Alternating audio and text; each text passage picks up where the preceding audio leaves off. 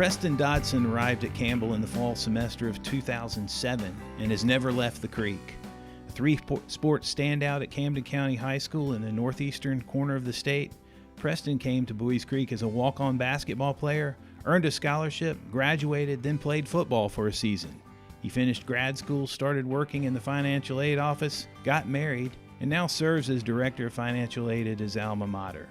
My name is Stan Cole, class of '87. This is our second installment of Tales from the Creek, where we visit with people who've made this place special over the years. I'm delighted today to be joined by Preston Dodson. Welcome to Tales from the Creek, Preston, and thanks for taking time out of your busy schedule to be with us. Thanks, Stan. Good to be here. Preston, your dad, Philip, served in the Navy for 30 years. And was he stationed in the Tidewater area for most of your life, or did you guys move around?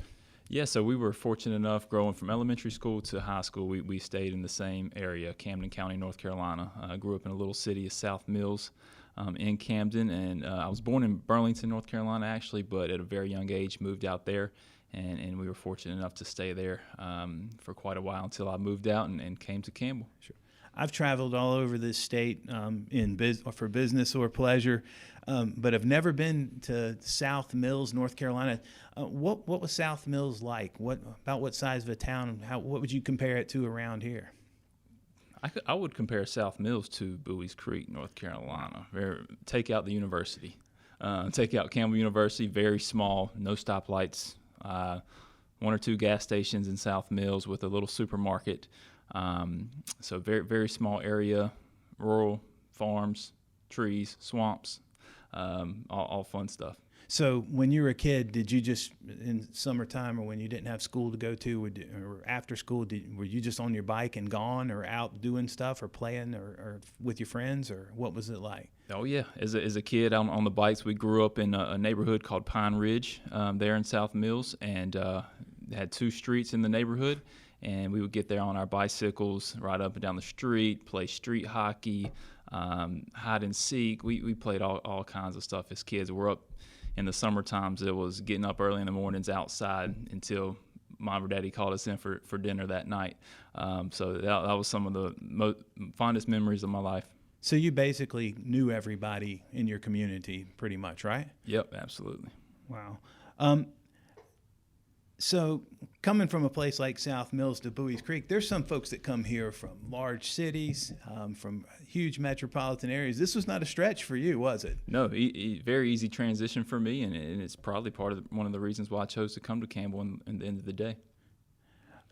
Preston, what are some of the folks who helped you develop into a college-bound student and a Division I student-athlete as you were growing up? Yeah, I think I'll start off with my mom and dad. Right.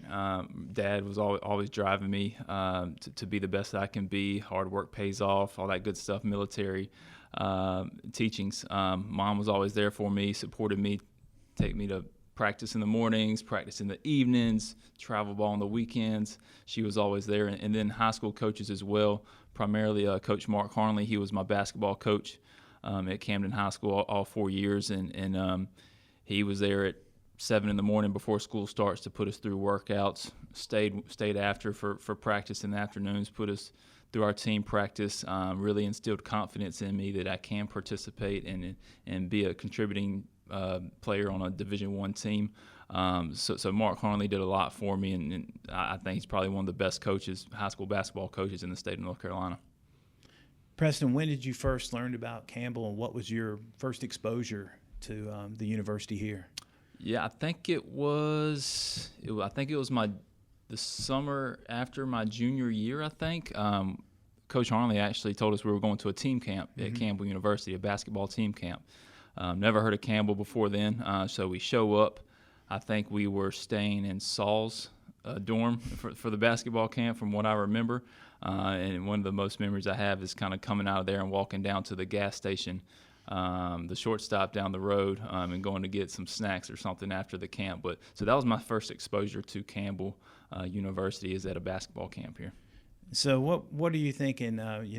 Growing up, we think of Division I sports. We think of big 20,000 or 18,000 seat arenas, and here you are in the summertime, Carter Gym, no air conditioning. Mm-hmm. What was the day like for team camp for you guys? How did that go? So we had a number of high school gyms in the area that we used to go to for the team camp. So we'd play some games in Carter Gym. We'd go to South Johnson High School or Harnett Central High School, schools in the area to play against other teams. But the experience in Carter Gym, no AC in the dead of the summer, that's hot. But it was a good time, and I enjoyed the team camp here. It's always good to get away from everyday activities with your team that you're on in a different environment and go through some adversities and bring you closer together. So that team camp, meeting the staff, the coaches, is that kind of what leaned you to start thinking about Campbell? You had plenty of other opportunities to go other places in football, basketball, and baseball. Mm-hmm. Yeah, so I think one of the coaches, I don't know, I want to say it was Bobby Kennan at the time, talked to Coach Harnley about me after the team camp and just let him know that Campbell was interested. Eventually, they decided that they didn't want to offer a scholarship, which was okay. But yes, that's what got me leaning towards Campbell University, is their interest in me as a player on the team, and them seeing in me that I had the ability to contribute to their team really made me start thinking more about Campbell and coming to Campbell. So where's the deciding factor for a young person? Was it your drive to play Division I athletics? Was it the programs here at Campbell? What led you to making the decision that Campbell was the right spot for me? I think wanting to play Division I athletics was a big driving factor. I knew I could, and it was also proving the ones that didn't think I could wrong. Mm-hmm. Right, because like you said, I didn't have any Division I offers out of high school in any sport. Had Division II, Division III offers in all three sports out of high school, but I wanted to play Division I, and I wanted to prove a lot of people wrong. And that on top of Campbell being a small area, right? I grew up in a small area, so it was an easy transition for me. Not being too far from home, 3 hours from home, right? So I could go home if I needed to, but it was also far enough to where I didn't want to go home every weekend. So those are several of the factors that led me to Campbell. Was basketball always your first love, or was it whatever was in season? Mostly whatever was in season, but baseball, I would say, is primarily what I was focused on starting in middle school. Throughout freshman, sophomore year of high school, my focus was on baseball, and I was getting a lot more looks from being a pitcher in the baseball. So that was my focus initially, but then really when I got to playing basketball and baseball in high school, I fell in love with basketball and just the fun I had participating in practices, games in basketball is what ultimately made me pick basketball. So you had a great baseball career as well. Pitched in the Eastern Finals against Colin Parker, I believe, who ended up pitching here at Campbell. He was at Princeton, right? Mm-hmm. And it's kind of a funny circumstance that both of y'all end up here at Campbell as student athletes. Yeah, they handled us pretty good in the Eastern Conference Finals. Princeton was a really good team. I want to say they went on to win the state championship, but I'm not sure. But yeah, it's a small world and funny how two guys that are competing against each other end up at the same place. Right, Preston. Your freshman season was the last year of 55 that Campbell played basketball in Carter Gym. And for the last 15 years, we've had an arena that's as good as anyone has at a school that at our size in Gore Arena at the Pope Convocation Center. What was it like playing at Carter in that atmosphere, in that system that y'all played, with people right on top of you? What was it like that last year? Yeah, I love playing in Carter Gym. The atmosphere, the noise, the fans right on top of you. Like you said, the style of play we had, we were very much an up and down team, man-to-man, in-your-face defense. So it was very exciting, and I was very thankful to be able to play in Carter Gym my first year, just to be a small part of history here at Campbell University. Well, then the next year you go into to the arena, and honestly, there were some folks that were concerned, well, is there enough people to fill this place up? Well, then y'all start getting some wins. You beat East Carolina there in front of a huge crowd. Virginia Tech comes in there later on in your career. you go from the small, old school, built in 1953 place to the arena with all the bells and whistles. What was that like for you guys? After your locker room situation, everything.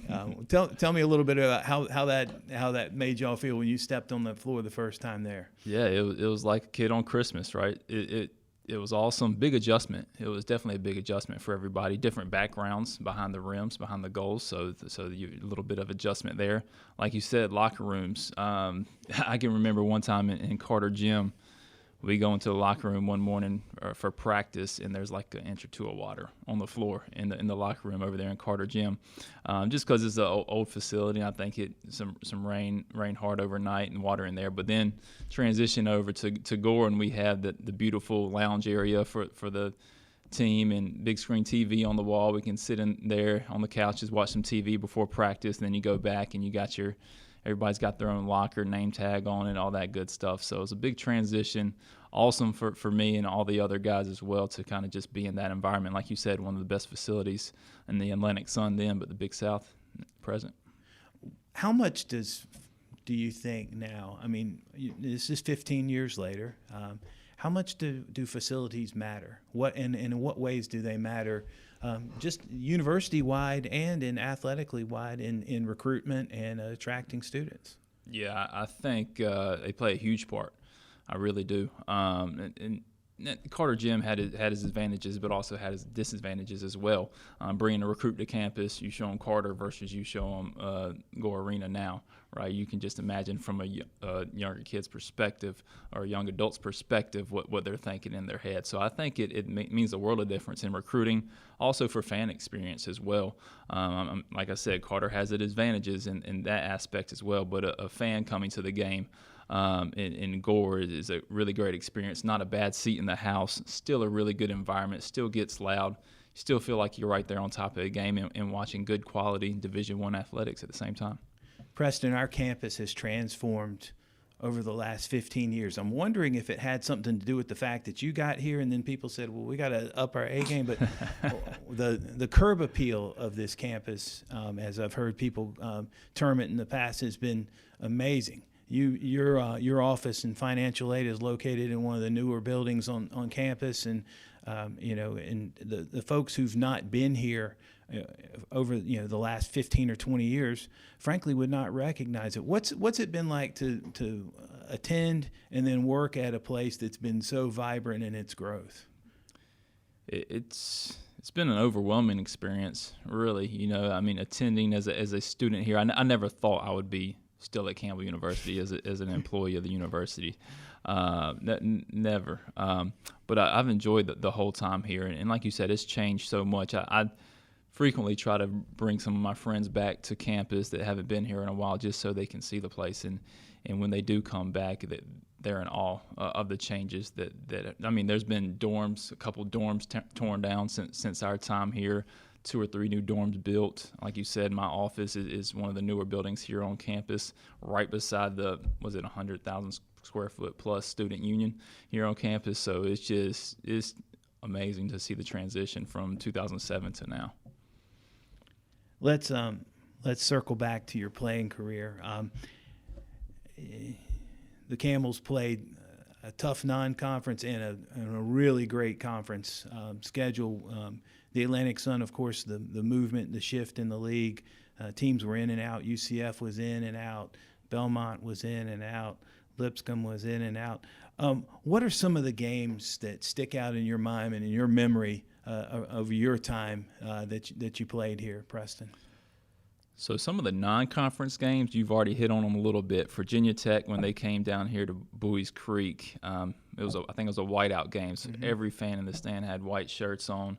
Sold out crowd, obviously. Virginia Tech, I think they were ranked top 25 when they came down to Bowie's Creek, and that game really stands out. We were within 6 points the whole game until like the final minute, I think, and they pushed it out to a 10-point game or something like that. Then playing ECU here in Bowie's Creek as well was a big rivalry, and I think we got them a time or two here in Bowie's Creek, which was nice. in conference games, one game that really stands out that I'm thinking about it is we played Lipscomb in Nashville, Tennessee, and usually in the Atlantic Sun, the road trip was Lipscomb and Belmont, which are two really tough teams in the conference. And the game that stands out to me is we beat Lipscomb on a buzzer beater by Jannard Hartley. Jannard got it in the corner, shot a three, buzzer beater to win the game. And that was I think that's the year that we shared the title, the Atlantic Sun title as well. So that game stands out. And then when we traveled down to North Florida and we won that game, I believe that's when we clinched a share of the title, the Atlantic Sun title that year. So that game stands out too. You didn't mention your, I believe it was your senior year going down to Auburn and beating an SEC team. There's not a lot of folks at this level that can say they've gone in and done that. That was part of a 3-game tournament there as well. Some other big games that I can recall from your time. I guess after clinching at North Florida or clinching a share for the title, being able to clinch the regular season on Senior Day against ETSU in front of a sold-out crowd for a conference game. People get excited about East Carolina. People get excited about ACC schools. What does that say when your supporters come out to watch a regular conference game on what was Senior Day for Kyle Veraska and Miles Taylor and William Kasangi and Jonathan Rodriguez? Right. I think it's easy for the fans to get behind guys like that, right? I think we had a great group of guys, and the Campbell's fans, they have always been there to support their team. You've been here longer than me, but I think you would agree to that as well. They're always there supporting the team, and especially if you have a good group of guys that put in the work every day and play, give their all on game day. And I think the fans they feed off of that, and then the athletes feed off the fans.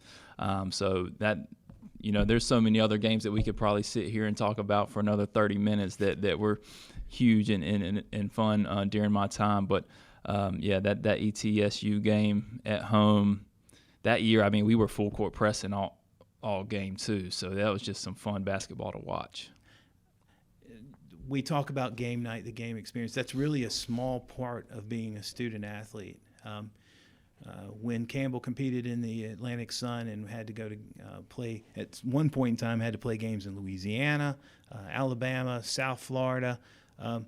Y'all spent a whole lot of time on the bus and the hotel and the airport and the planes together. What did that do to develop your team collectively and your community within the bunch? What's that like, Preston? Yeah, I always enjoyed getting on the road with the guys. It was always a good time being able to develop that camaraderie, sitting in the airport, just making small talk, getting to know your teammates better that you're working with every single day. And of course, it's going to have its times where you're like, okay, I'm tired of you now, right? Mm-hmm. Give me some space.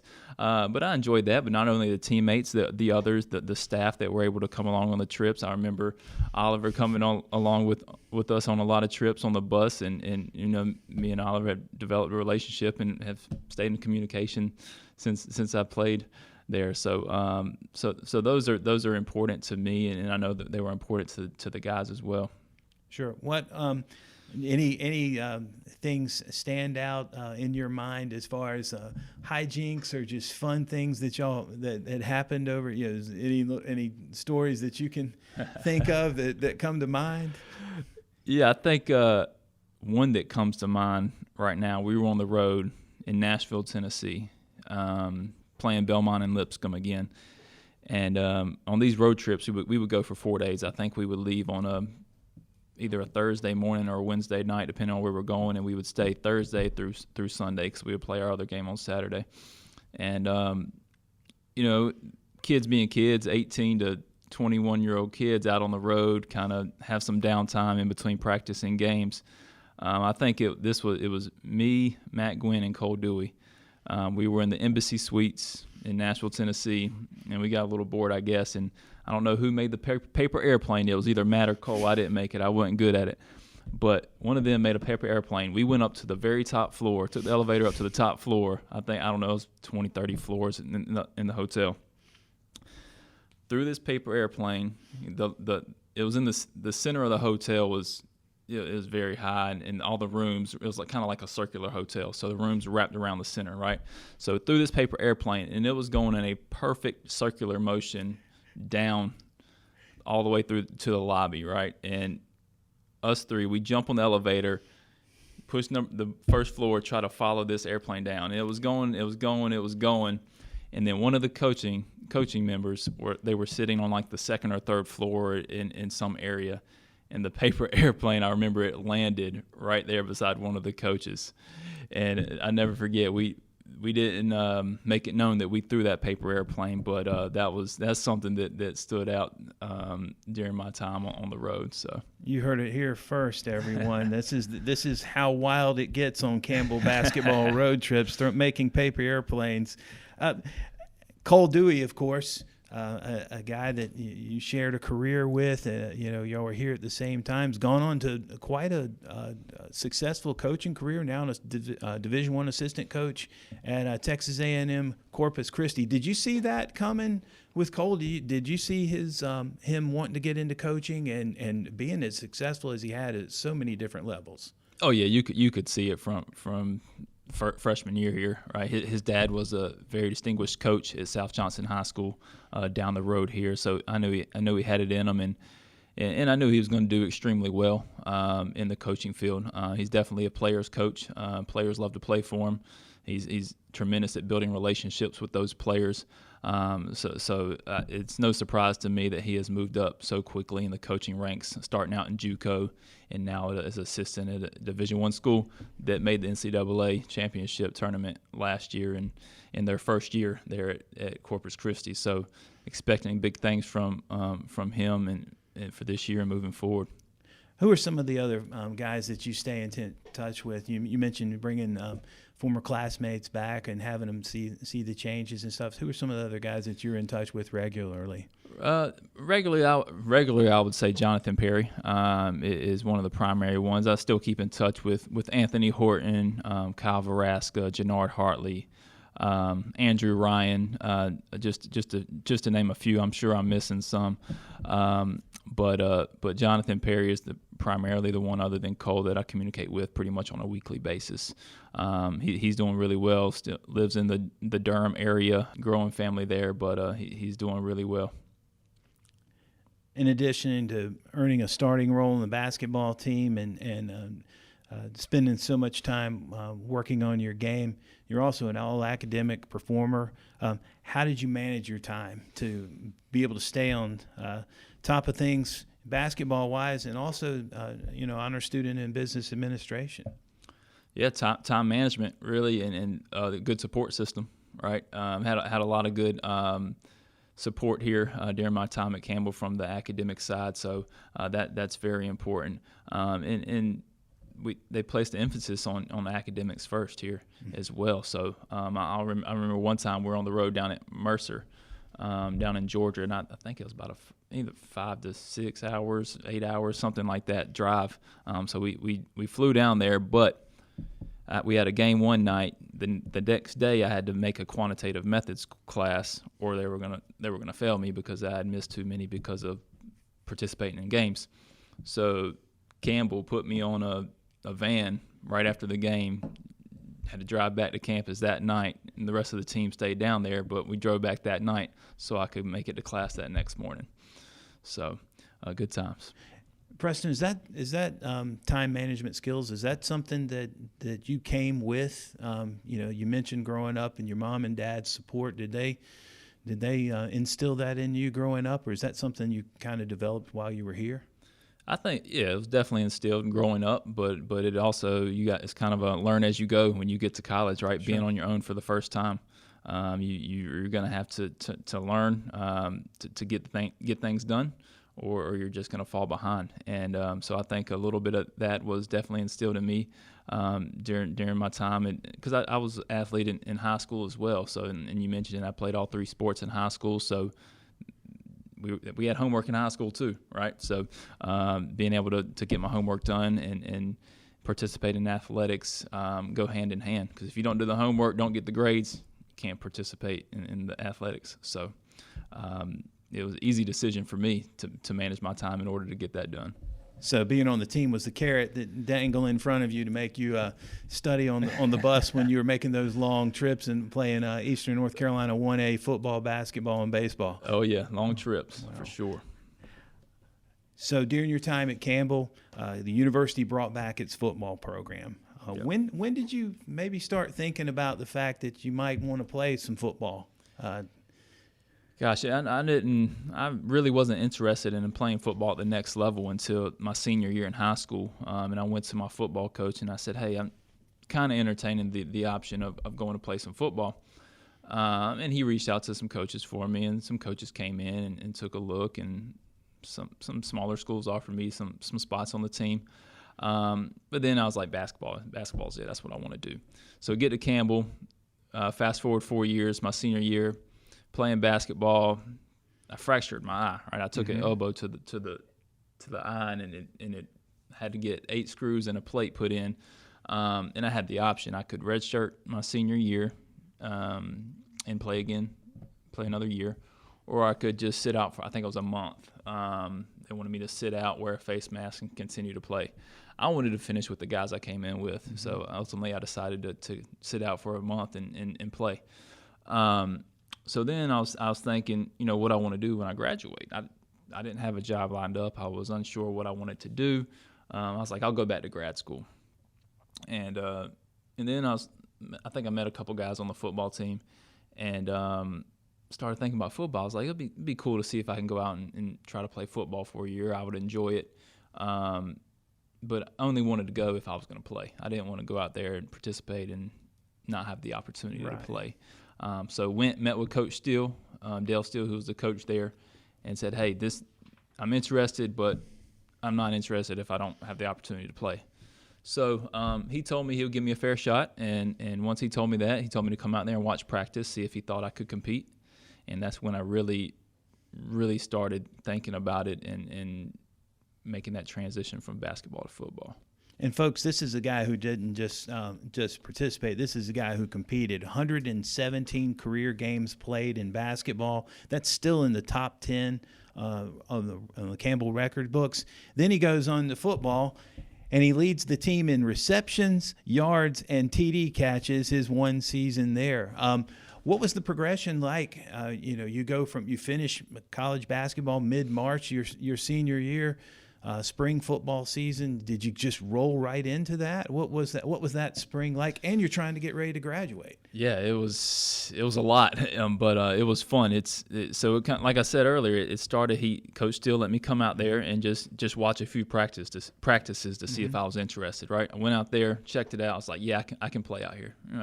I can get some playing time on the field with these guys. So once I made the decision to commit to it. Really just dug in and had to learn the playbook, right? The playbook in football is totally different than a playbook in basketball. Had to get in football shape, which is totally different shape than basketball.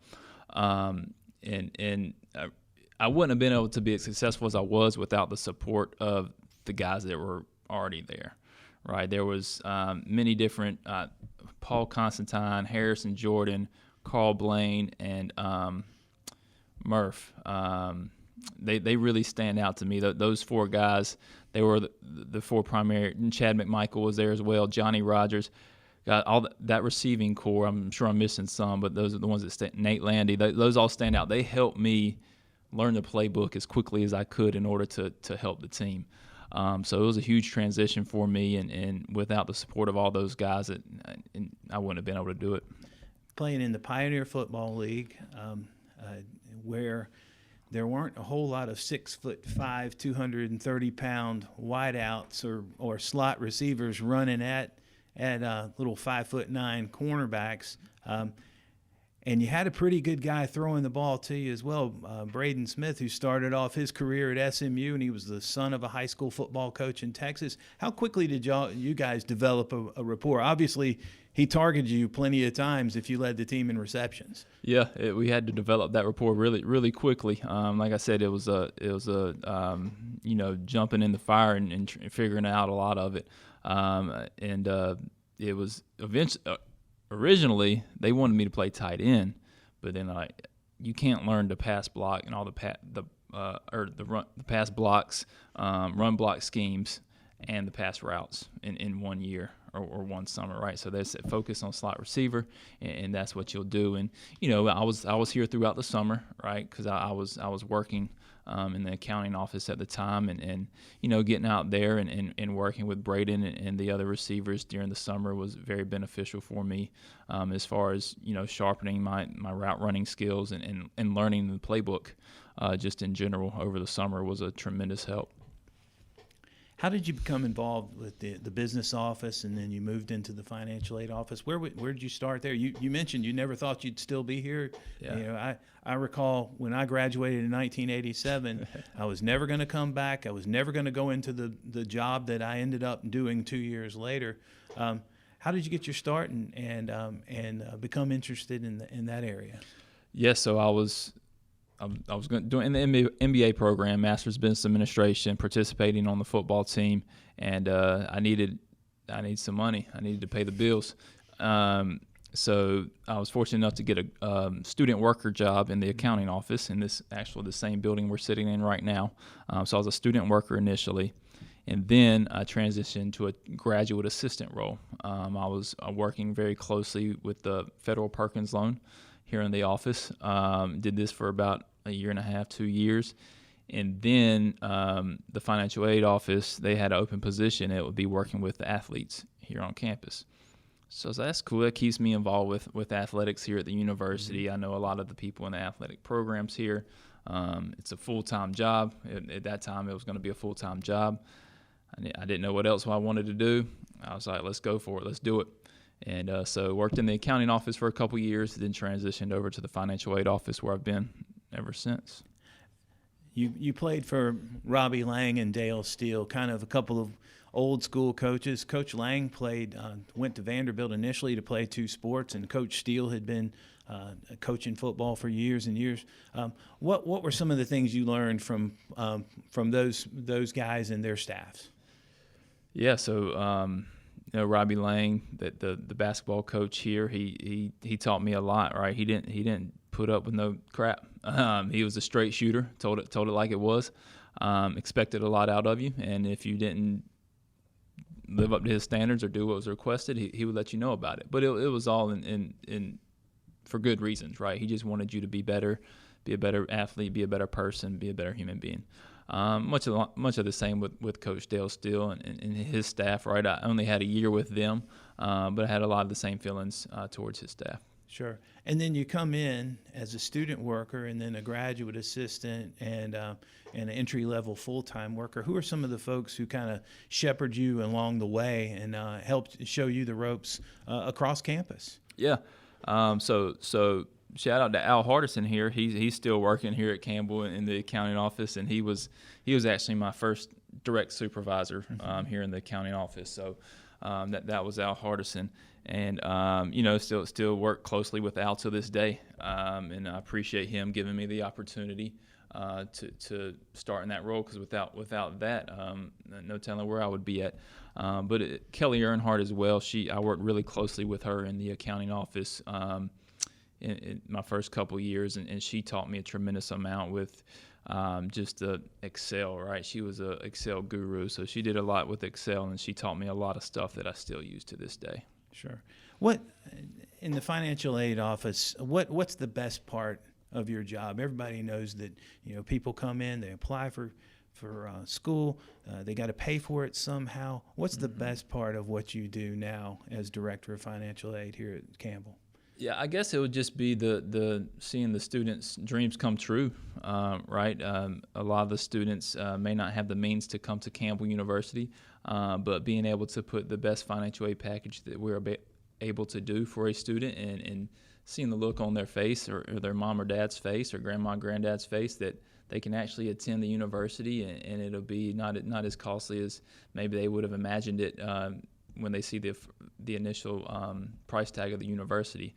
So I love that part about the job, but I also love being able to work with a team. Right now, I'm the director of financial aid now, so I manage a team of about 12 individuals, and I love being able to kind of work with each and every one of them and that are there for the same goal, right? We're there to allow or give students the opportunity to come to Campbell University, working with that team, leading that team in order to achieve that goal. So I enjoy being in that atmosphere, in that environment. So how would you say that your Campbell education, your Campbell experience helped you prepare you for what you're doing now? It prepared everything I do now. It was influenced by what I learned here at the university at some point in time, right? I mean, I was a general business administration major, right? And it didn't have a primary focus, but it taught me everything from communications to marketing, general ledger, spreadsheet. I mean, everything about the business administration program helped me in what I do in my daily work. Both of your brothers serve in the military, and you serve in the Coast Guard Reserve. Was your dad's longtime service the catalyst for you to follow in this manner? What influenced you there, Preston? Yeah, I think so. I mean, not only my dad, but his brothers and sisters all served in the military, and his dad served in the military. So I think just growing up with that family background really was a factor in me going into the Coast Guard Reserves. Also, seeing my brother in the Coast Guard it really motivated me to do the same. And a little side note here that they have Coast Guard Reserve provides really great health insurance, and I was about to start a family, and so that was a little bit of a driving factor there too. But also, all joking aside, that was more to be a part of something bigger than myself and help serve the United States and its citizens. Sure. You and your wife Erica met here at Campbell. Tell us about how y'all met and how your relationship grew. Yeah, so that's a really funny story. She's 4 years younger than me, so and I didn't start talking to her until it was very, very late in her senior year or right after she had graduated. So it was quite some time after I had finished up my master's here. But I was at a Campbell basketball game, and she was working for athletics. She was recording a basketball game for the basketball team. And I saw her, and I knew who she was, never really thought about talking to her before. But anyway, I saw her at that game, and I just sent her a quick little message on Facebook. Messenger was a big thing back then, and I shot her a quick message on there, chatted with her back and forth for about a day or two. Then I think she moved to New Mexico State for about a year. Wow. So she ignored me for about a year or so, but once she moved back into town, because she's from here, she's from Andrew, North Carolina, that's where she grew up. So once she moved back to town, she reached back out to me, and we hung out a few times, and rest is history. So, got married in September. Wow, it's coming up.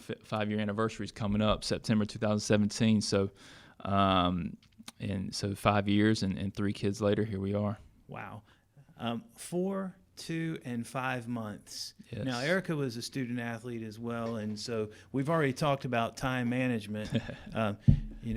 I've got 2 grown kids, but it was always man-to-man defense at our place. Mm-hmm. How do you get it done with 3 and pulling all together in that kind of a family realm?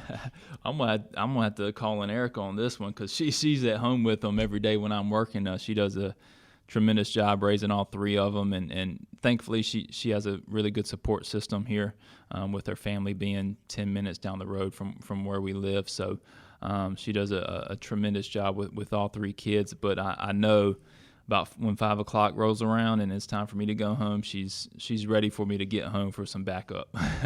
You mentioned Oliver. Oliver is my now 22-year-old son who probably served as water boy for about 8 years for the Campbell basketball team from I think he made his first trip. He was in kindergarten all the way through middle school.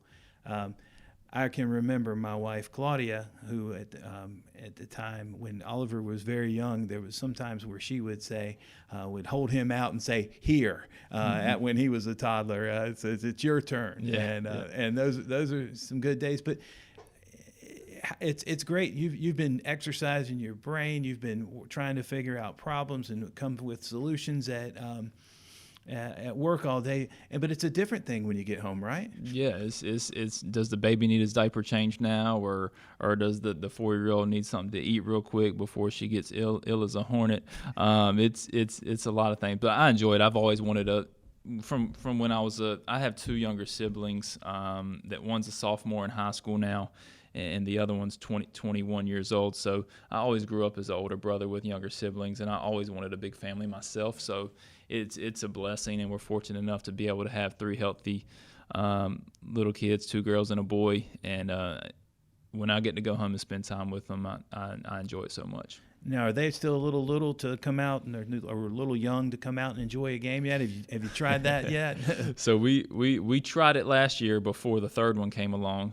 Took them to a basketball game, and they did okay at the basketball game. Minus Gaylord, they don't like. One of them likes Gaylord, the other one's scared of Gaylord. So we'll have to figure that out. But they both like Gladys. The 2 girls like Gladys, so that's good. But we tried the football game, the Thursday night game against the Citadel this year. Didn't bring the little boy, but the 2 girls came out and made it to halftime, and then they headed out. Yeah, I can remember back in the day, my folks would let me stay up till halftime when I was young, and it's kind of old, but they do wear out. But that's a good thing. You mentioned family being a part of it. It's been a big part of your life and Erica's life. What's it like to have that support system around you guys as you raise your young family in a small community like the one that you raised up? I mean, is this dream come true kind of thing for you, Preston? I mean, yeah, you could sum it up that way. It is. I think and people always say it, but it takes a village, but it really does. If we were 10 hours away on the West Coast without any family support here. My mom and dad are only an hour down the road. Mm-hmm. So in an hour in the country, it's not a far trip, right? So right. We're very fortunate and blessed, and like I said, I couldn't imagine it any other way. Finally, as we wrap up here today, Preston, can you put into words what Campbell University and this Buies Creek community, how it has impacted your life? How hasn't it? Would be a better question, right? I mean, it's impacted it. It gave me the opportunity to come here and earn a college degree. Gave me an opportunity to come here and play Division I basketball. Gave me an opportunity to meet my wife. Gave me an opportunity to have 3 beautiful, healthy kids. And earn a living all while doing it. So it's Campbell has given me everything, and I only hope that I can give something in return.